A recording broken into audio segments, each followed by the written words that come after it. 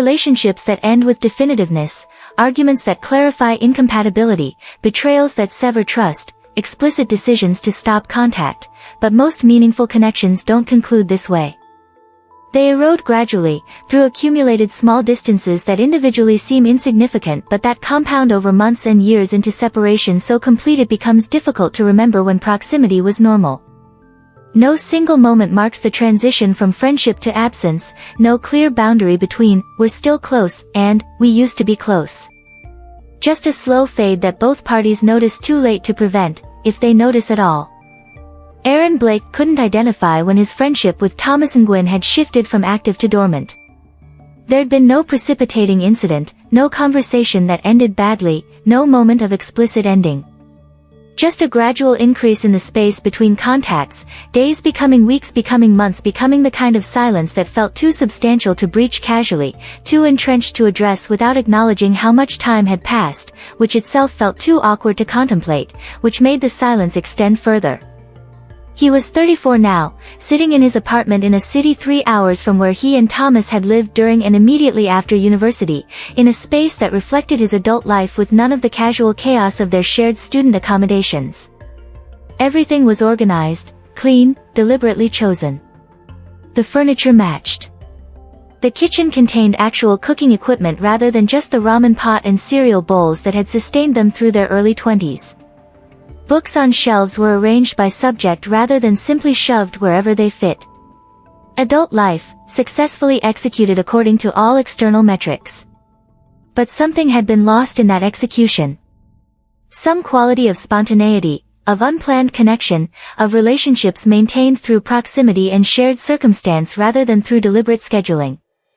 Aaron had friends now, colleagues he socialized with, neighbors he was cordial to, people he'd met through various adult activities, but these relationships felt different from what he'd had with Thomas.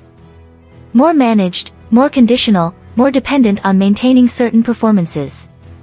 Nobody just showed up anymore. Nobody called at midnight because they were thinking about something and wanted to discuss it.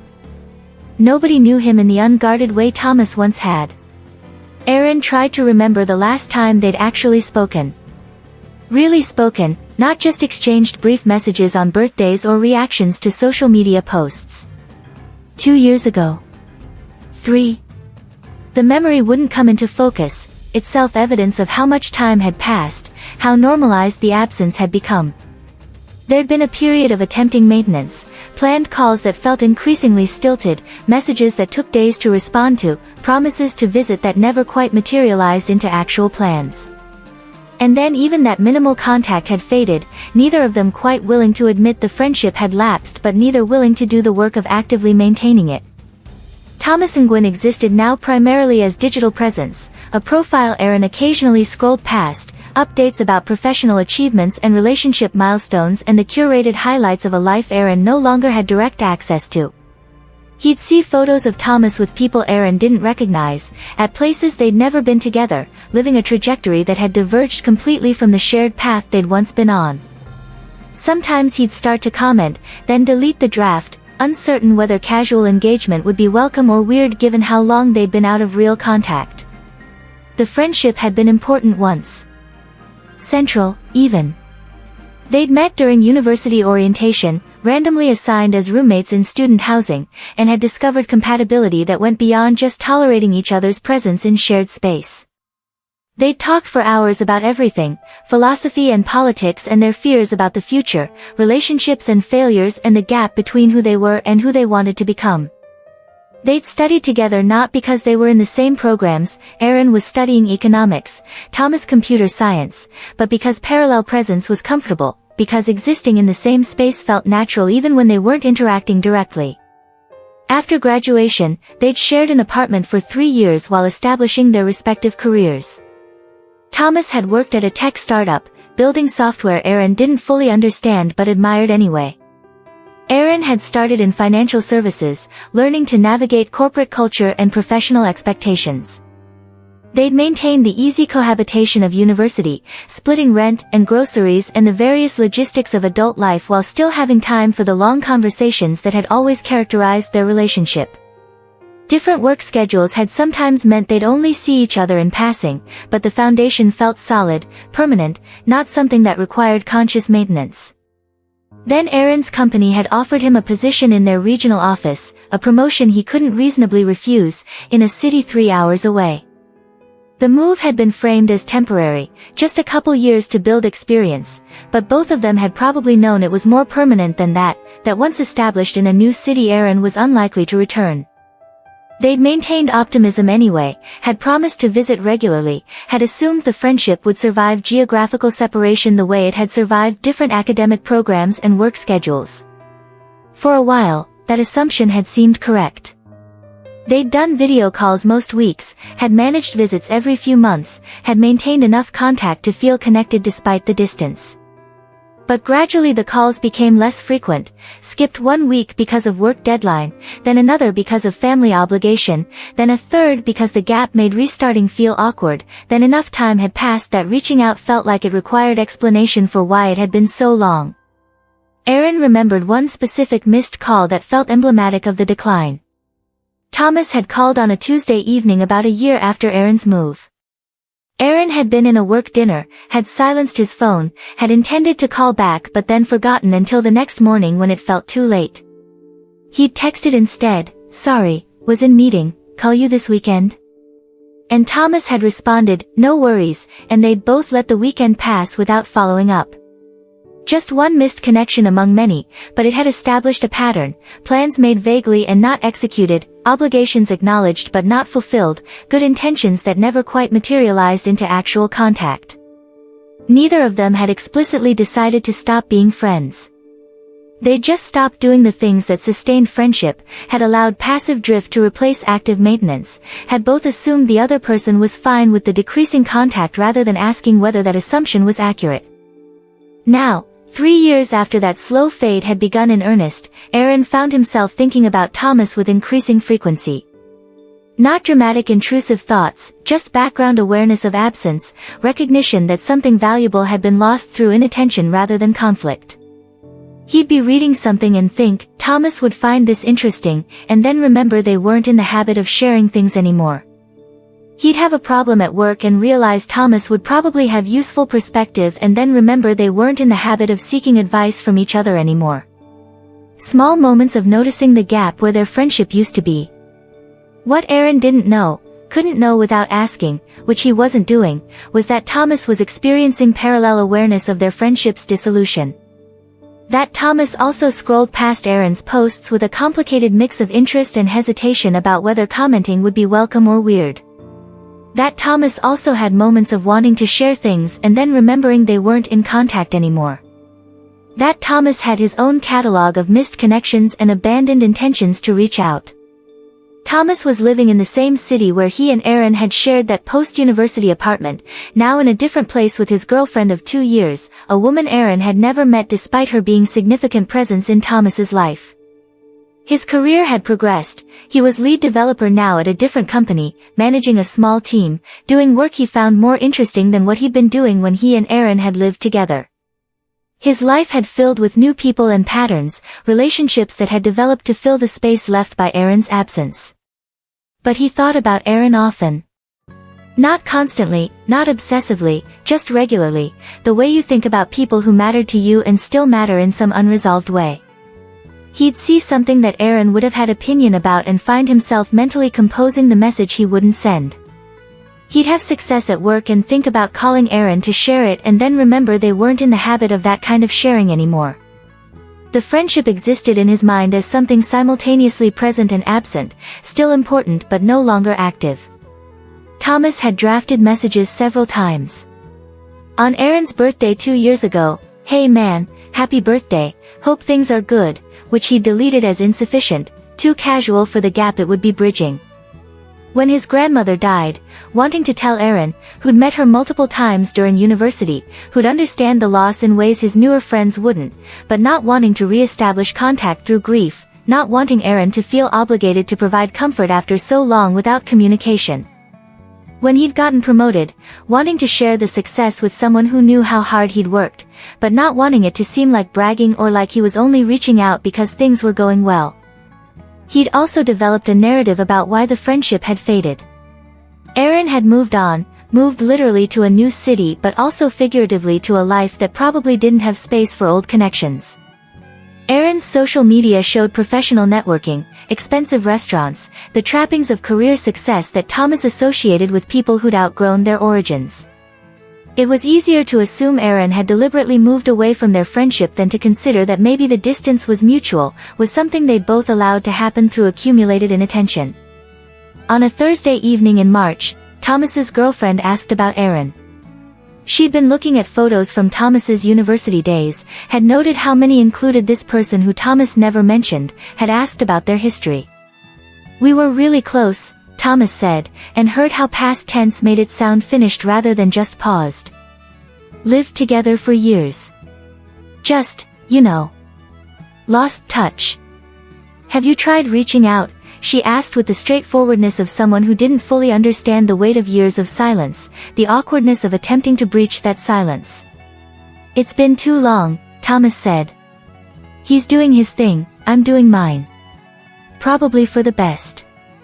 But saying it out loud made it feel false. Made him aware that he'd been telling himself a story, that the friendship's end was natural, inevitable, probably mutual, to avoid confronting his own role in letting it fade. That maybe Aaron hadn't deliberately left him behind. Maybe they'd both just been passive, both assumed the other person was okay with the decreasing contact, both waited for the other to reach out first. That night, Thomas opened his messages and scrolled to Aaron's name. Last exchange was from 8 months ago, brief birthday wishes, thanks, and hope you're good, and nothing substantive. He typed, "Hey, been thinking about you," and then deleted it. Typed, "Hey, wondering how you're doing," and deleted that too. Everything felt inadequate or forced, unable to bridge years of silence with a single message that wouldn't sound either too casual or too heavy.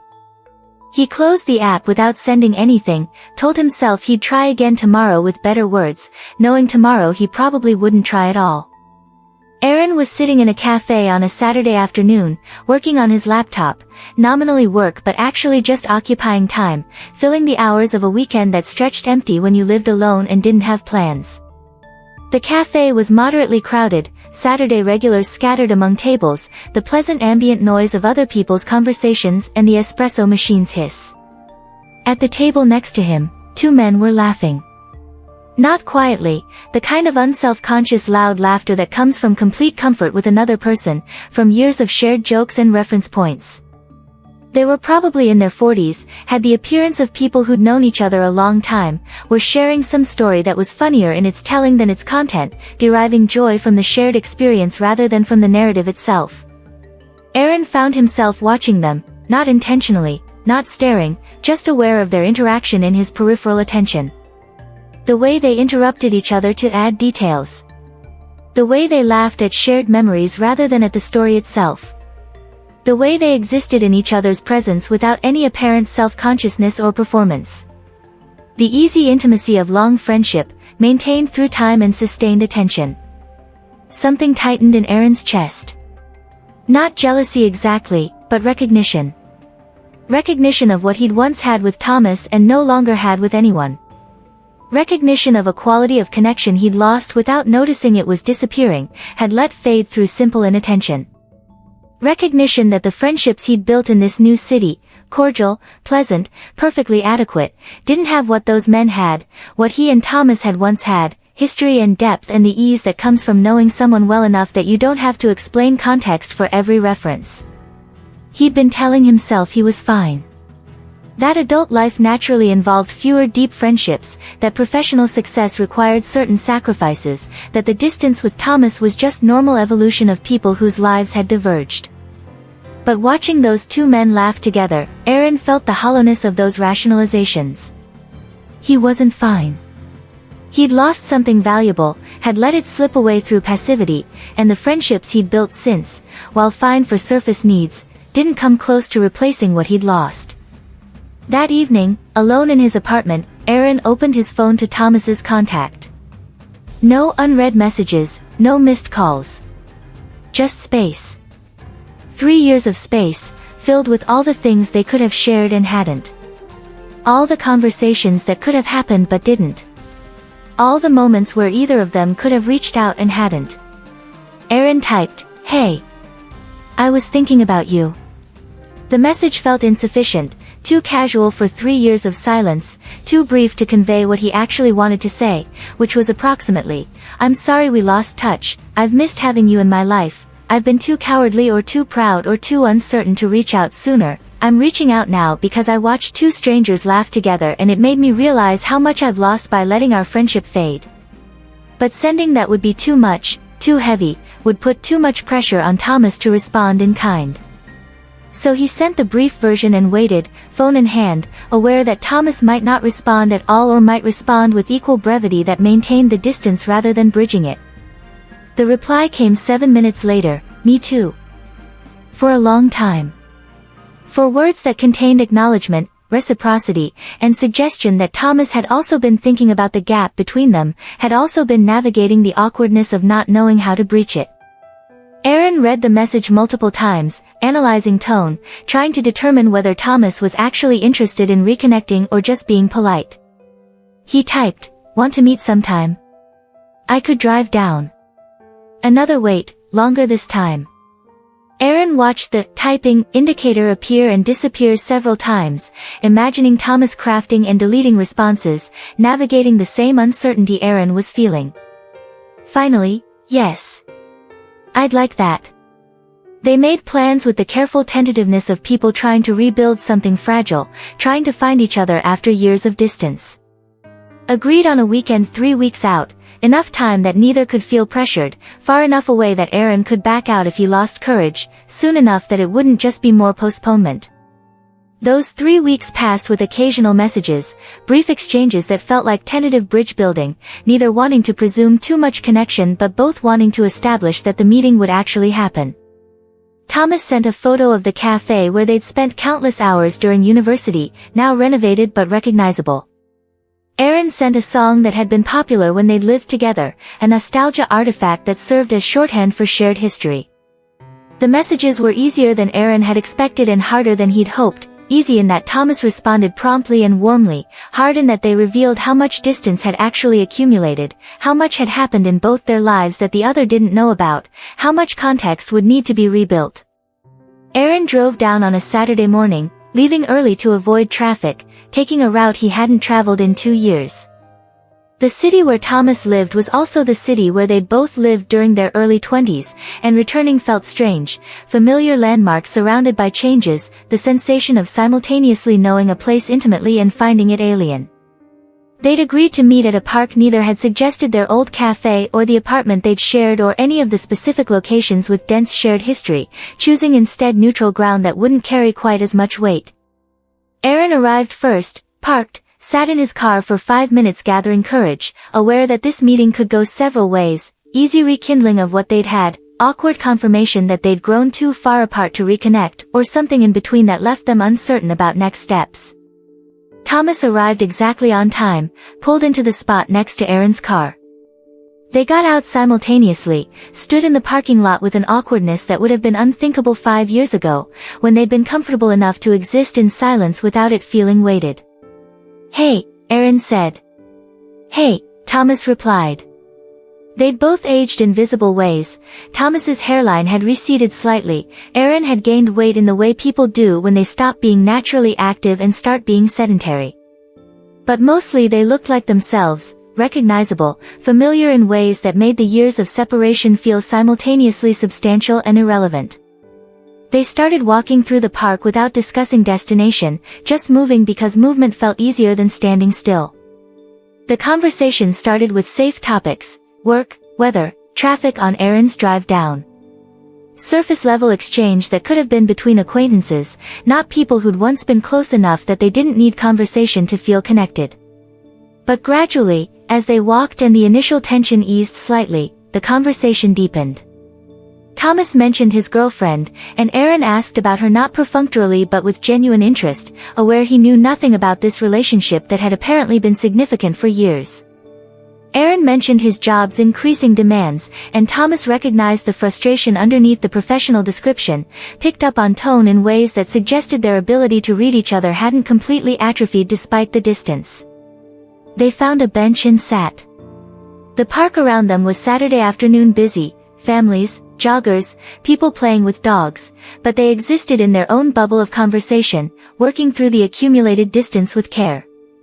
After about an hour of this careful reconnection, Thomas said quietly, "I thought you didn't need me anymore." The statement landed heavily. Aaron turned to look at him directly, saw vulnerability in the admission, recognized that Thomas had been carrying a narrative about their friendships ending just as Aaron had. "Why would you think that?" Aaron asked. "You moved to a new city. Got the good job. Your life looked successful. Put together. I figured you'd moved on, had outgrown the person you were when we lived in that shitty apartment eating ramen. That keeping in touch felt like obligation rather than desire." Aaron shook his head, felt something in his chest that might have been grief for time lost, for misunderstandings that could have been addressed years ago if either had been brave enough to ask direct questions. "I thought the same about you," he said. "You had your life here, your girlfriend, your career. Every time I thought about reaching out, I told myself you were fine without me, that I'd be intruding on a life that had moved past our friendship." Silence followed, different quality than earlier silence. Honest silence, acknowledging what they'd both been avoiding saying, that the friendship had faded not because either had wanted it to but because both had made assumptions about the other's feelings, had both been too uncertain or too proud to ask whether those assumptions were accurate. "I've missed you," Thomas said, and the simple directness of it felt like relief after years of uncertainty and avoidance. "I've missed you too," Aaron replied. "A lot.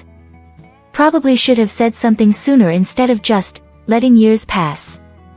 They talked for 3 more hours, sitting on that bench as afternoon became evening, working through what had happened between them without trying to assign blame or make grand promises about future contact.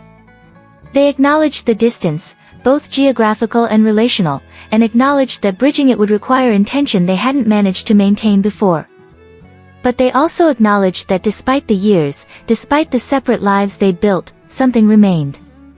Some foundation of shared history and genuine care that hadn't been erased by time or distance, that could potentially be built upon if both were willing to invest effort. "I can't promise to be the friend I was when we lived together," Thomas said. "My life is different now. I have different obligations, different commitments. I can't just show up at your place at midnight because I want to talk." "I know," Aaron said. "Mine too. But maybe we can figure out what friendship looks like now, with who we are rather than who we were." They made plans, tentative, concrete, a monthly call, alternating who would travel to visit, actual dates rather than vague intentions. The plans felt both modest and significant, acknowledgement that maintaining connection required more than just goodwill, that it needed specific commitments and follow-through. When they parted in the parking lot as the sun was setting, they hugged, brief but genuine, physical acknowledgement of what they'd recovered or were in process of recovering.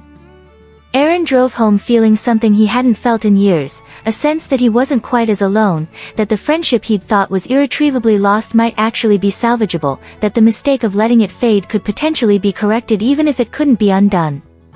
The reconnection wasn't smooth or immediate.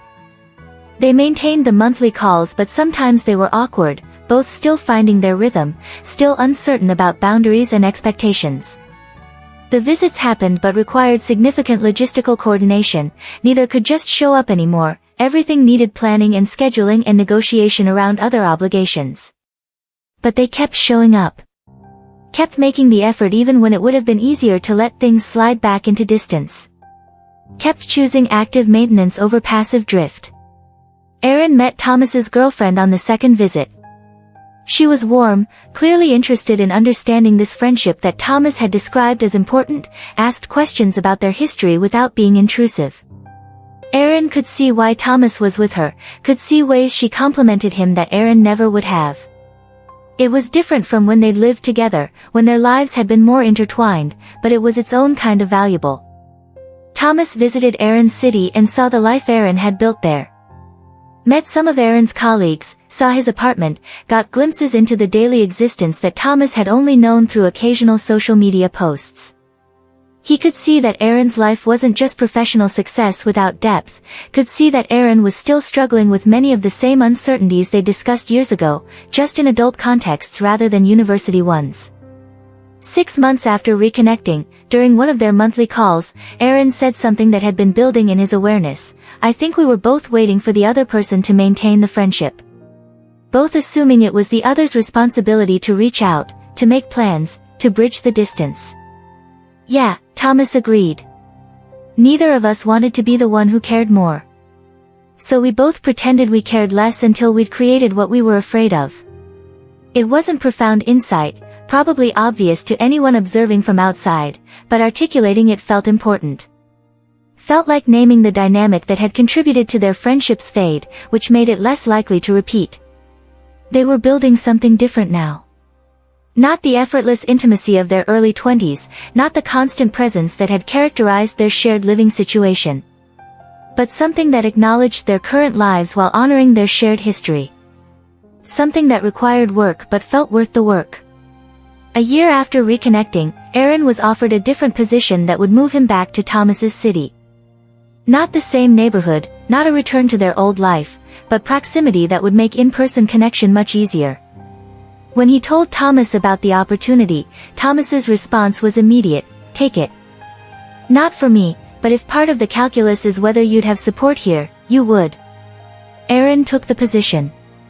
Moved back to the city where their friendship had formed and later faded, now with intention to rebuild what they'd lost. He didn't move in with Thomas, both had their own lives, their own commitments, but they lived close enough that plans didn't require 3-hour drives, close enough that friendship could include spontaneity again even if it would never be quite as effortless as it had been at 22. 2 years after their initial meeting in the park, they were sitting in the cafe they'd frequented during university, now renovated, more expensive, but still recognizable. They'd been talking about work and relationships and the various negotiations of adult life when the conversation naturally paused. In the silence, Aaron felt neither awkward nor compelled to fill space. Just comfortable presence with someone who knew him well enough that silence could be companionable rather than tense. Not the same as it had been, they'd both changed too much for that, but good. Different good, but still good. I'm glad you sent that message, Thomas said eventually. Me too, Aaron replied. Wish I'd done it sooner. Yeah. But you did it. That's what matters. They finished their coffee and left, both heading to separate homes, separate lives that now had more overlap than they'd had for years. The friendship wasn't repaired. Repair implied returning to previous state, which wasn't possible or necessarily desirable. But it was reconnected, rebuilt with different materials and different structure but recognizable as continuation of what they'd once had. Some friendships don't break. They fade, quietly, gradually, through accumulated small neglects that individually seem insignificant. And sometimes they can be rekindled, if both people are willing to acknowledge what was lost, to invest in rebuilding, to accept that what they build will be different from what they had but potentially valuable in its own right. The silence that had grown between Aaron and Thomas for 3 years had nearly become permanent. But someone, Aaron, though it could just as easily have been Thomas, had been brave enough to speak into that silence, to risk awkwardness and possible rejection, to try. And Thomas had responded. Had been brave enough to acknowledge his own desire for reconnection, his own role in the friendship's fade, his own willingness to try rebuilding. That mutual willingness, that shared choice to not let the fade become final, had made the difference between a friendship permanently lost and one recovered in different form. Silence can end relationships without permission. Speak before it becomes permanent. This is what Aaron learned through nearly losing a friendship he'd once considered permanent, that silence compounds, that small distances accumulate into insurmountable gaps, that passivity is itself a choice to let things fade rather than to actively maintain them. Most relationships that end do so not through dramatic rupture but through gradual drift. Not through conflict but through decreasing contact. Not through explicit decision but through accumulated small neglects, missed calls, postponed visits, messages meant to send but never sent, intentions to reach out that never materialize into action. And the insidious thing about this kind of ending is that it feels reversible until suddenly it doesn't. Each individual instance of not reaching out seems fine, people are busy, life happens, one missed connection isn't significant. But they accumulate. Weeks become months, become years, and the gap becomes something that requires explanation, that feels awkward to address, that makes reaching out seem too difficult or too late. Aaron and Thomas nearly lost their friendship permanently this way. Not through wanting to end it, not through conflict or incompatibility, just through both assuming the other person was fine with the decreasing contact, both being too uncertain or too proud to ask whether that assumption was accurate. 3 years of silence that could have been permanent if Aaron hadn't finally overcome his hesitation and sent that simple message, "Hey, I was thinking about you." 4 words that reopened possibility. That signaled he still cared, still wanted connection, was willing to risk potential rejection to find out if reconnection was possible. 4 words that Thomas had been wanting to say but hadn't, that broke through years of mutual avoidance and created space for honesty about what had happened and what they both wanted. The call to action here isn't complicated. If you have relationships that matter to you but that have faded through inattention, reach out. Not someday when you've figured out perfect words or when timing feels better. Now. Today. With whatever imperfect words you have available. Send the message you've been drafting and deleting. Make the call you've been postponing.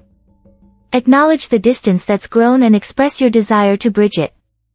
Not with elaborate explanation or extensive apology, just with simple honesty. "I've been thinking about you. I've missed having you in my life.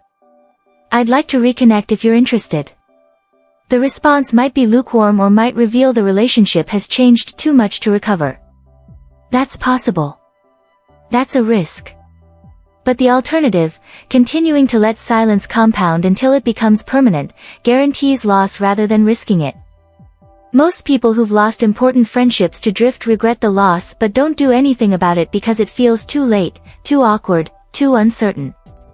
They tell themselves stories, the other person has moved on, the other person probably doesn't think about them anymore, reaching out would be weird or unwelcome or would make them seem desperate. But Aaron and Thomas both learned that these stories are often false, or at least only half true. Yes, Thomas had built a life that didn't include Aaron. But he'd also missed Aaron, had been thinking about their friendship, had wanted to reconnect but hadn't for the same reasons Aaron hadn't: fear of rejection, uncertainty about whether it would be welcome, assumption that the other person was fine without him. Don't let false assumptions make decisions for you. Don't let fear of awkwardness prevent you from attempting to recover something valuable. Don't let pride keep you from being the first to reach out even though you both let the relationship fade, and theoretically it shouldn't have to be your responsibility alone to revive it. It doesn't have to be your responsibility alone. But someone has to go first. Someone has to be willing to speak into the silence, to risk awkwardness, to choose possible rejection over guaranteed continued distance. Be that person. Send the message. Make the call. Acknowledge what you've lost and express your desire to recover it. Not with guarantees about what reconnection will look like or promises you might not be able to keep, just with honest expression of, "This relationship mattered to me, it still matters, I'd like to see if we can rebuild something even if it won't be exactly what we had before." Most of the time, the response will be positive. Most of the time, the other person has been wanting to reach out too but hasn't for similar reasons. Most of the time, breaking the silence is enough to discover that the relationship hasn't ended, just paused, and can be resumed if both people are willing to invest effort. But even if the response isn't what you hope, even if the other person has genuinely moved on, or if reconnection proves impossible for legitimate reasons, you'll know. You'll have tried. You'll have given the relationship the chance it deserves rather than just letting it fade because speaking felt difficult. Silence ends relationships. Speech creates possibility. Choose speech while possibility still exists. Be story-wise.